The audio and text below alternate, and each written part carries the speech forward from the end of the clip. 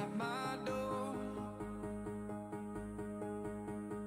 The sound of silence I can't take anymore.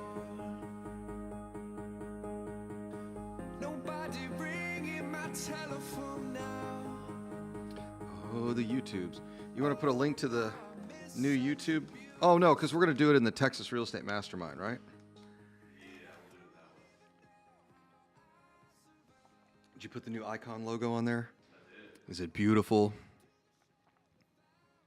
Oh, you mean for the YouTube profile? Yeah, do that. I'll do that. You can probably switch it in and out pretty quick, huh? Yeah. Oh, sweet. Adina just sent me a message. She is going to be working with us on the new book. That was the editor that helped me out last time. I just sent her a message this afternoon. Nice. Only been cooking that one up. So, you know what's funny is I went back and looked. I started the editorial process on the book last year, May 22nd. So it's like exactly a year. Yeah, it's just enough time off, right? Yeah. Well, whenever you are ready, we're good to go. All right, welcome to the show, folks. Jason Bible, Texas Real Estate Radio Network. Got a lot of great announcements today. If you guys want to see a different style of show, go to the Texas Real Estate Mastermind. It's called The Texas Real Estate Mastermind on YouTube. By the way, Clayton, I guess we need to get a separate podcast and all that other stuff started with iTunes and Spotify and all that. So we'll get all that started pretty soon here. But if you go to YouTube, the Texas Real Estate Mastermind, that is where we're going to start a whole new show called Icons of Real Estate. It'll be Tuesdays and Thursdays at 1:30. So first interview is this Tuesday, 1:30 p.m. I'm not going to tell you who the guest is. This is like Joe Rogan. You're going to show up and watch. It's going to be great. So in any case, 1:30, the Texas Real Estate Mastermind, the only mastermind in the state of Texas. So in any case, hit that subscribe button, and we will see you guys Tuesday. We also have a date for the new book, Complete Real Estate Investing, which will be out August 1st. I just got a message back from our editor, so she is all on board. And then we're also going to do we're doing a 1-year anniversary party here at the Texas Real Estate Investment Center. Our motto is, investing happens here. I just saw that on the board. I'm like, we actually need to put that on stuff. Anyway, so we're going to do something special with the book there, and that's sometime in July. But in any case, we'll see you on the new show next week. This show will continue. This is absolutely going to continue on the Texas Real Estate Radio Network Daily, which is on YouTube. We launched a new YouTube channel for it. So pretty exciting. A lot of stuff going on. Pumping out a ton of content for y'all. A lot of things are changing in this marketplace. I literally read economic data every single day. I got to tell you, I'm a little concerned. If I were in mortgage or if I were a real estate agent, I'd be getting a little nervous right about now. I'd be getting a little bit nervous. The marketplace is doing some really weird stuff. I am seeing that home buyer sentiment is down. Builders are pulling back. It's going to be a really bumpy road the next 18 months. Really bumpy. Why that is? There's no houses to sell. There's just no inventory. Let me pull up the HAR report. For those of you outside of Houston, HAR is our MLS. That's HAR. And which used to be called Houston Area Realtors, and they now call it Homes and Rentals, which I always think is kind of interesting. Yeah, our active listings are up 5%. Total property sales are up 0.2%. Pending home sales are down 1%. Median home price is up almost 20% year over year. Last year, in April, the median home price was $295. It is now $343. It went up $50,000 in a year. That's why I keep telling people the smartest financial decision you can make is own the house that you live in. When someone tells me, oh, Jason, I'm going to give you a bunch of great real estate, or I'm going to give you a bunch of great investing advice. And I go, oh, do you live in the house you own or you live in? Do you own the house? Do you own the roof over your head? and they say no, I immediately shut down. Like, I'm just like, I don't get it. You're not making any sense to me. Most Americans' most expensive bill, if you will, is the house, is housing. Rents, mortgage, all that stuff. Taxes, insurance. Yes, even if you rent, you should have insurance. So the reality is that if you don't own the house you live in, you're taking a tremendous amount of risk with the largest budget item in your monthly expenses, and that is housing. You could buy a house today and essentially fix the price that you pay for real estate for the next 30 years. Now, in Texas, your taxes will go up probably about 10% a year, but you can protest them, which is kind of nice. Your insurance is going to go up a little bit year over year, but it's not like rents. Rents are going up between 10 and 20%. Previously it was a $1,500 a month rent payment is now like almost $2,000. Like you just added a really nice car payment just because you didn't own the house that you live in. So when folks ask me for financial advice, I'm like, well, own the roof over your head. That's really important. Even if I read this really interesting article about a year ago in the Wall Street Journal, and they talked about retiring couples buying their forever home. So this is the home where they bought the lot and they bought the house and they just deliberated and questioned and had all these sleepless nights and made all these decisions about, what is this house going to look like? Like I want these kind of sconces when I walk in, and what should the texture be like on the wall? Like every single detail was combed over. And the vast majority of those folks ended up selling those houses within 10 years. So a lot of people get, wrapped around the axle, like this is going to be my forever home and it's going to be perfect. And I'm like, who cares? It's probably not. Just buy the house. You need a place to live. Now make it nice, but don't go overboard. It's just a house.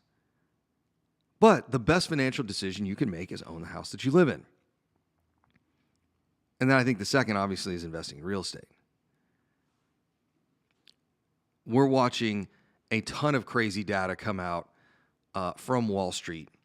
Just absolutely insane. Let me tell you what the next 18 months is going to look like. Rates, I just saw a really interesting note. Let me make sure, I think it was on MBS News Daily. Let me make sure I'm citing this right because you guys are not going to believe me. It was either MBS News, you know what? It was on Housing Wire. Housing Wire is one of my favorite websites. Really interesting article. Oh, by the way, for all my forbearance bros out there that thought the world was going to end because of forbearances, the forbearance rate just dropped below 1%, lowest since June 2020. There aren't any forbearances out there, so I don't know what everyone's freaking out about. 5 predictions about the marketplace, blah, blah, blah. Where is it? Really interesting. Oh, here we go. I don't know why that just popped up. Purchase mortgage rates drop to 5.25% as demand wanes. Purchase mortgage, meaning you're going to buy a home. This is not a refi. You're going to buy a home. You got to get a mortgage. Those rates drop to 5.25%. Why? Because there's not as many people buying houses. Now, is that because there's not as many houses to buy or there's fewer buyers in the marketplace? Both could be true. Purchase mortgage rates this week averaged 5.25%, down 5 basis points from a week ago, as some individuals put the American homeownership dream on standby due to higher rates and surging home prices, according to the latest Freddie Mac PMMS. This time a year ago, 30-year fixed-rate mortgages were at 3%. Mortgage rates are going to come back down, guys. And you guys think I'm crazy when I tell you this. They are going to come back down. We get back from the break. I'm going to talk a little bit more about that. It's Jason Bible, Texas Real Estate Radio Network. I know, you got to be like, hey, buddy. This is it, man. Dude, this sunburn is itching so bad now. Oh my gosh, it's like a rager. I forgot that you had that purple burn. Oh, it's awful. Then I was like shedding like a lizard in my living room. I woke up this morning. I'm like, this is disgusting. I'm sitting there cleaning it. I'm like, I didn't even notice it yesterday. Okay. Hold on one second. We got a text here. Welcome back, Jason Bible, Texas Real Estate Radio Network. Mortgage rates are coming down. But wait, I thought interest rates are going up. Yeah, but the problem is bankers don't make any money if they're not lending. Mortgage companies aren't making any money unless they're lending. So what happens in a competitive environment, fewer buyers, fewer houses, rates come down. Economic uncertainty is causing mortgage rate volatility. As a result, purchase demand is waning and home builder sentiment has dropped to the lowest level in nearly 2 years. Builders are also dealing with rising costs, meaning this posture is likely to continue. What? Rates are going to continue to go down? Rates are going to continue to plummet. There's not enough houses, there's not enough buyers. Refinance, nobody needs to refi. So let me explain to you what's going to happen the next 18 months. Sometime next quarter, and I always forget when the data comes out, if it's the second week or the third week of the following quarter, we're going to find out that this economy is in a recession. And the Federal Reserve is going to start to freak out. Because now they have two problems: a recession and inflation. By the way, that's called stagflation. Ooh. Actually, I shouldn't say that's. Technically, it's not what it's called, but it moves towards stagflation. So now what happens? The Fed has two problems on its hands. Continue to raise rates, making the recession much worse, or lower rates, which will spur economic growth, so it'll get us back out of a recession, but then we're going to have inflation. Now, I will tell you this. I do not believe for 1 second, that raising rates is going to stop inflation. I think it worked in the late 70s and obviously early 80s, but it's not going to work now. This world economy is way more complex than in 83. In 1983, the United States was really the only game in town. Japan was growing rapidly. But by and large, Europe wasn't doing that great. The rest of the world was okay, and Japan was hot on its heels of the United States. That was it. We've got a whole different ballgame now with Asia, in particular China and Europe, and we're really talking about Europe, we're talking about Germany. Like this is a way more complex economy than it was nearly 40 years ago. So the idea that, we just raised rates a little bit and inflation's going to slow down, I don't think it's true at all. And we're seeing it play out in real time. In fact, I read an article that I shared with some of y'all at our big market prediction back in February that there is an argument to be made that if you increase rates, inflation will actually increase because it will pull forward demand, which I can tell you absolutely is. We have an entire warehouse here at this building. We're just buying the materials we may need in the future as fast as humanly possible. So what is that doing? It's limiting the supply, while at the same time manufacturers are having supply issues. So it's pulling forward demand, meaning we are buying stuff in the future that we don't need today. Why? Because prices are going up. And I don't know if we can get it 6 months from now. So just buy everything today. That's what we're doing. Well, why wait to pay 20% more for something 6 months from now? That doesn't make any sense. So an ideal situation for us is, hey, if they've got 20 tankless hot water heaters of this certain size, how many do you have? 20? We'll take them all. That's the reality we're living in. So now the Fed has a real problem. They've got inflation that's running rampant, while at the same time a looming recession.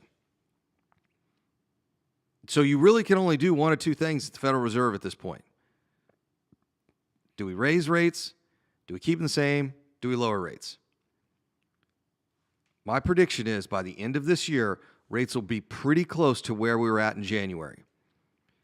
And depending on how bad the recession is, if it bleeds into 2023, by the way, I think Deutsche Bank is the only bank right now that is predicting a recession in 23. All the other banks are just, I don't know, maybe they're ignoring it. They're not looking at the data. I don't know what the deal is. My prediction is we're going to be in a recession this year. And if that's the case, the Fed is going to start lowering rates. I think we're going to have sub 3% 30-year mortgages in the next 18 months. And real estate is going to continue to climb in value. If you're sitting out there waiting for the crash, it's not going to happen. It's 2022. This isn't 2007 all over again. There's not enough inventory. Builders are pulling back new inventory. They're not building as many homes. We got a lot of buyers and not enough sellers. So what does that do? It puts massive pricing pressure on real estate. The real nightmare scenario here is that this continues for another 4 or 5 years, where we have 10, 20, 30% a year appreciation. Like, it is getting absolutely out of control. CoreLogic just did a big update today, and they said, hey, it looks like by year end, house prices will be up at least 17%. That's insane. So we're sitting here looking at, let's see, what did I say? We're at $343,000. That's the median home sales price. It was $300,000 last year. We're going to add at least another $50,000 in appreciation. The median home price a year from now will be at least $400,000. My prediction was 2024, we'd be at $425,000. I think we're going to blow right past that by 2024. Can you imagine Houston, Texas, the median single-family home price at $400,000? That's where we're going to be a year from now. So all of you savvy investors out there that think you're waiting for the next deal, that house you just passed on last month is worth $5,000 more today. It's nearly $5,000 a month in appreciation. That's at the median. If you're doing Airbnbs at $500,000, $600,000, $1 million, those are appreciating like 10 G's a month. $15,000 a month. $180,000 is $15,000 a month. You got $1 million house that's appreciating $15,000 a month. So when I talk to investors, they're, Jason, they're just always breathless. I don't know what's going on. Well, why do you think this year is going to be any different last year? Why do you think next year is going to be any different this year? In fact, it's probably going to be worse. I keep telling folks, this is just the preseason. Let's have another 6 months or a year's worth of no inventory, less new homes being built, and more people moving to Texas, and life gets real expensive real quick. It's Jason Bible, Texas Real Estate Radio Network.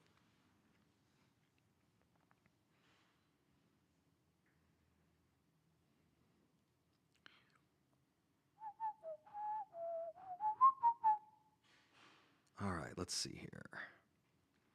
That is excellent news. Okay. Oh, are we actually going to close this? Uh-oh. Uh-oh. All right, ready to go? Yep. Welcome to the show, Jason Bible, Texas Real Estate Radio Network.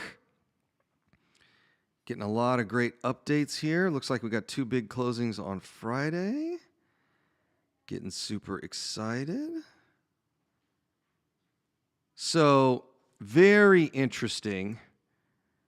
The Biden administration, this is in Housing Wire, has floated out a plan to fix the housing supply. The Biden administration, they're going to go fix it. Yeah, they're going to go fix it real well. Oh, hold on one second. For some reason, I'm not logged in here. Let me go ahead and log into my Housing Wire account. But yeah, they're going to go out there and we're going to fix it. We're going to fix that old housing supply problem. Let's take a look here. So here's what they're going to do. They're going to throw $25 billion at HUD in Biden's 2023 budget. Now, $25 billion in real estate is what we call nothing. Like that is, just to give you an estimate, in Houston, Texas, last month, we sold in 1 month, the month of April, we sold $4.5 billion in real estate. That's just in Houston, $4.5 billion. So Biden and the Wizards of Smart up there are going to solve the housing crisis by giving HUD $25 billion for the entire country. All right, so what are they going to do? HUD is going to give grants to local municipalities, government officials, that sort of thing, to put together housing programs to assist in alleviating the housing shortage. So what does that look like? They think, folks up in Washington, that these programs could yield 500,000 units of housing supply over the next 10 years. So 50,000 houses a year in the United States. I will tell you right now, that is a drop in the bucket. Let's go look just at Houston data. In Houston, Texas, we sell about 10,000 homes a month. So do you think 50,000 houses a year across the country is going to make a hill of beans? It's not. Now, I'll take some of that Biden money to go start a neighborhood or build a new apartment complex. I mean, that's what they're talking about doing. They're talking about juicing the market, giving investors and builders incentives to house folks at or below the median income in their marketplaces. So if you're in, whatever zip code, 77040, which is here in the office building, and you've got you'd say median income is $100,000. It's not, but let's just say it is. Then if we built housing units that target those folks and below, we would get some sort of special grants and maybe tax abatements and that sort of thing. The reality is if it's only 50,000 houses over all the markets across the country, it's not going to amount to a hill of beans. And like any of these government programs, the money will be completely misspent and, there'll be a bunch of fraud. It's kind of like all the stimulus money, the COVID money. We're finding all kinds of fraud in that. In fact, we've heard of some cases where folks have gone to jail already. It's kind of quick how fast they work, isn't it? Now, what does this really mean? This is where this show is going to take a little right turn here. And I'm going to talk to my investors out there. This means that if you are in certain, let's say, asset classes in real estate, that the federal government is going to take a real fine look at the things you're doing. For example, I think flippers and owner finance folks are going to have a lot of scrutiny on them.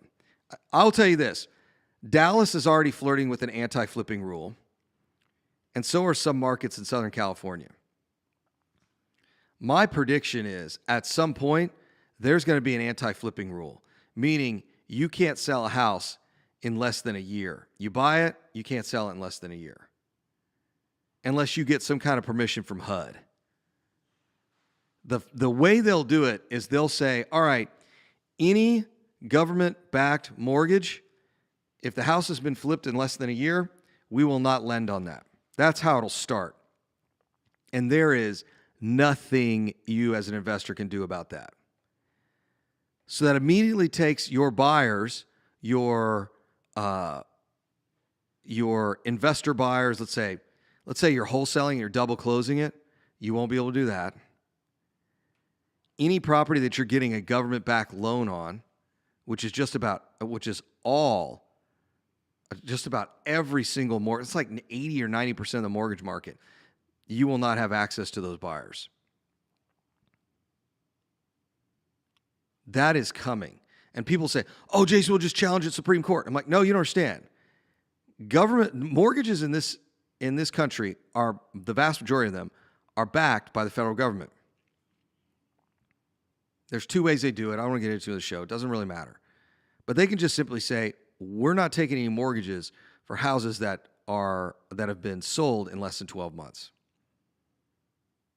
There'll be an anti-flipping rule. Now, then they could come up and say, you know what? We're not going to allow any flipping. In fact, if you do flip a house, we're going to add a 20% one-time capital gains tax on it at the sales price. Oh, Jason, they're not going to be able to do that. I'm just going to, we're going to sue. We're going to take it to the Supreme Court. It'll take 5 years before it gets to the Supreme Court. Even through the state's AGs. It'll take 2 years for them to even get a hearing at the Supreme Court. Trust me, this is going to happen. And who's it going to impact? It's going to impact obviously the flip market and the owner finance market, depending on how you set those deals up, at least on the owner finance side.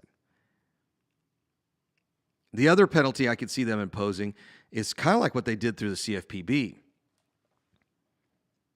If you don't follow these regulatory requirements and we find out that you flipped the house to this individual, you could be liable for all sorts of civil and criminal penalties.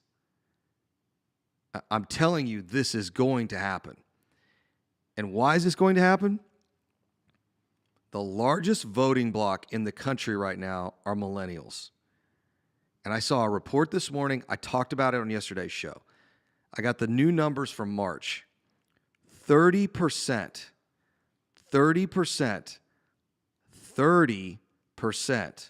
of the marketplace of houses being bought and sold are investors.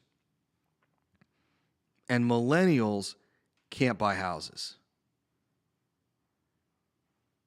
You watch all of these, quote, conservative congressmen completely crumble under the pressure. Why? Because the largest voting bloc in the United States, only second to the boomers, cannot afford a house. And it's because of these evil, rich flippers are doing all sorts of things to the marketplace that are causing them not to be able to buy a house. Now, the question is, will it be effective? No, it won't.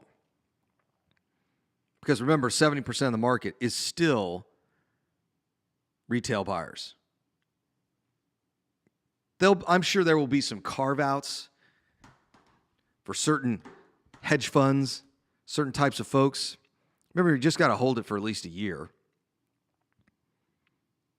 But there's going to be a real problem in this marketplace, meaning the United States. Anti-flipping rule is coming because the largest voting bloc in the country needs a house. It's Jason Bible, Texas Real Estate Radio Network. All right. Who was that? Is that upstairs or is that downstairs? Upstairs. All upstairs. I don't think they know that there's no window there and we can hear them. Every meeting you guys have up there, I'm like keyed in. Oh, yeah, you can hear what's going on? It's because Rob is so quiet. All right, welcome back. Jason Bible, Texas Real Estate Radio Network. We will see an anti-flipping rule because inventory is way too tight. You evil real estate investors are making it really expensive for homeowners to buy a house. And just the reality of it is you're just not going to be able to get a house. And so here's the challenge with that. The largest voting bloc in the country can't get a house. And it's because of you evil real estate investors. Yeah, check this out. Applications for new homes dropped 14% in April. Yeah, this is getting just absolutely insane. That's what's going to happen. When the market finally slows down, rates will drop. It's going to start a whole new boom of refinances. Because the only way, you know what's interesting? I heard Dr. Dotzauer say this, and then I had to go look the data up. You know how we get out of every single recession? The Federal Reserve drops rates, homeowners refinance, it lowers their monthly payment on their largest portion of their monthly budget, right? Their house. They're able to refinance. It gives them a little bit more breathing room. In some cases, they can do a cash out refi. Maybe their their monthly payment doesn't even change much. And then bang, we're out of a recession. That happens in nearly every single recovery cycle for the last 100 years. So that's going to happen again. We're going to be in a recession. The Federal Reserve is going to step in and say, well, we can either fight inflation or we can fight the recession. And I guarantee you they're going to drop rates. They're just looking for an excuse to drop rates. It's just a matter of time. And I'm telling you, as crazy as this anti-flipping rule, by the way, we used to have an anti-flipping rule. I want to say it was FHA. If you had an FHA buyer, you couldn't, in some cases it was 6 months. You couldn't flip a house in 6 months, but in most cases it was 90 days. It's called the anti-flipping rule. Now, they were claiming at the time it was so that they could prevent fraud. But the reality is it's coming to a town near you. The largest voting bloc in the country cannot afford a house. And they believe that it's because investors. Now, I will tell you this, they're not wrong. If 30% of the marketplace is turning retail homes into rental properties, it is absolutely having an impact on someone's ability to buy a single family house. That's just real. That's just reality. There's fewer houses available for sale. So as a consequence of fewer houses available for sale, prices are going to go up. Well, guess what? Millennials are coming to the age where they're buying homes. They're having kids, they're buying homes. Or they're having fur babies. That's dogs and cats for you normies out there. So they're looking to buy a house. And they can't get one. Why? Because you evil investors keep buying all of them. So what's going to happen next? There is going to be some legislation that comes down the pike that says you cannot flip a house.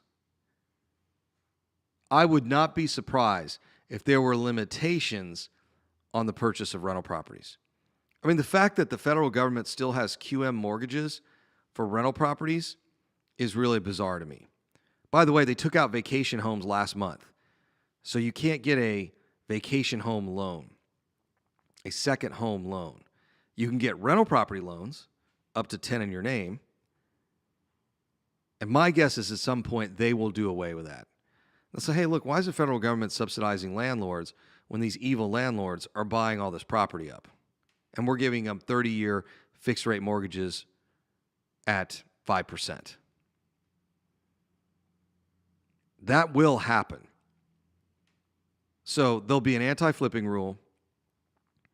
The GSEs, government-sponsored entities, the GSEs, Fannie, Freddie, are going to say, look, we're not going to insure any mortgages for flips. These properties have to season for at least 12 months. And we're also not going to lend to landlords. That'll be the third thing that happens. Now, most of these landlord buyers, although I'd have to look at the data, I don't think they're institutions.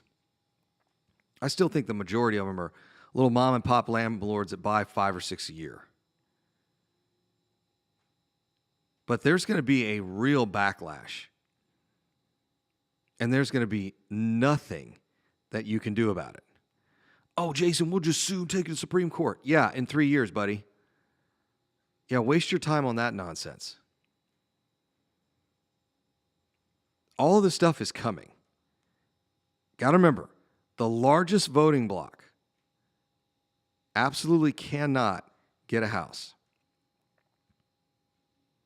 By the way, home prices are up nationally 15% year over year. It's absolutely crazy. We are down. In fact, here's the newest stats. This is from Logan over at Housing Wire. Inventory of existing homes for sale nearly 2 million short of 6 months supply.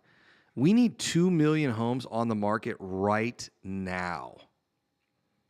Like, wave a magic wand, poof, 2 million houses. That's why when people are talking about, oh, there's 7 million homes in forbearance, there's 4 million homes. Look, dude, we just need 2 million to make it through 6 months. We really need about 5.5 million more homes on the market. There's just not enough of them. That's just the reality. There's not enough homes. So what are they going to do about it? Well, they can't legislate builders to build homes. But what they can do is say, hey, investors, we're not funding your deals anymore. And oh, by the way, we're not insuring any loans that are for flip homes. And then they could go immediately through the CFPB and say, now you're not allowed to finance any. Now, remember, CFPB not only rules QM loans, but non-QM loans. CFPB is a Consumer Finance Protection Board. It was enacted after 2008 through Barney Frank and a couple of his buddies put it all together. The CFPB can come out and say, look, you're not to write any consumer loans for houses that have been flipped, meaning have been owned less than a year. This makes it a real big problem for flippers, and in particular, folks who flip into owner financing. They could go as far to say 2 years. And let me tell you what the difference is with the CFPB. CFPB can levy some fines, but they can also put you in jail. Like, I think one thing people forget, mortgage fraud is investigated by the FBI. It's considered bank and wire fraud. So if we see an anti-flipping rule and then it comes through the CFPB, like the GSEs can block it tomorrow. Like they don't even have to, I don't even think they need congressional approval. They just change their underwriting guidelines and game over. In fact, I'm pretty sure they can do that through the CFPB too. They can literally say, hey, through this decree, maybe they have to do it through Congress. I don't know. I don't assume so because CFPB kind of runs their own show. So get ready, investors. Like, these regulations are coming down the pike, and it's probably going to come down after the midterms. Thanks for watching, guys. Buy all the real estate you can. We'll be back for a short break, short message. Rob and I are teaching this weekend at Complete Real Estate Investing. Go check us out on the new YouTube channel, the Texas Real Estate Radio Network Daily. That's where the Daily Show is. And then the Texas Real Estate Mastermind, where you're going to see some new shows, some interviews that I'm starting to do next week. And I'll see you guys this weekend. Thanks for watching.